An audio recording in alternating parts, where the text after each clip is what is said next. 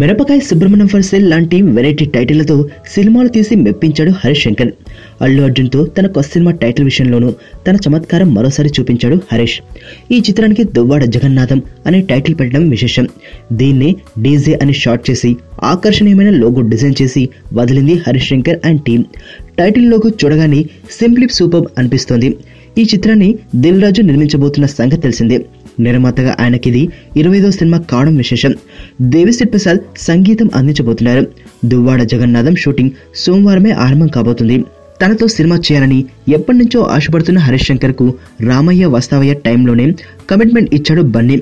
అయితే ఆ సినిమా తేడా కొట్టడంతో సీన్ మారిపోయింది.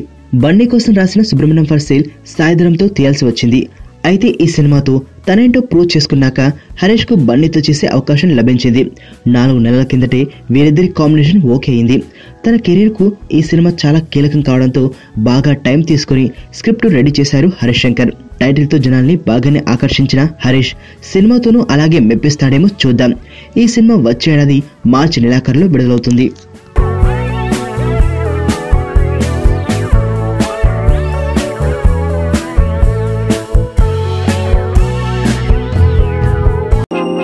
నేను ఆనంద్. ఈ భూమన్నా, ఈ భూమి మీద ఏ సృష్టి అన్నా నాకు చాలా ఇష్టం.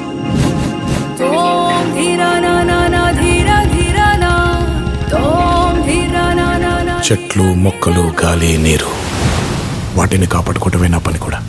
It's a joggers park. 213 చెట్లు ముంబైకి చాలా ఆక్సిజన్ సప్లై చేస్తుంది.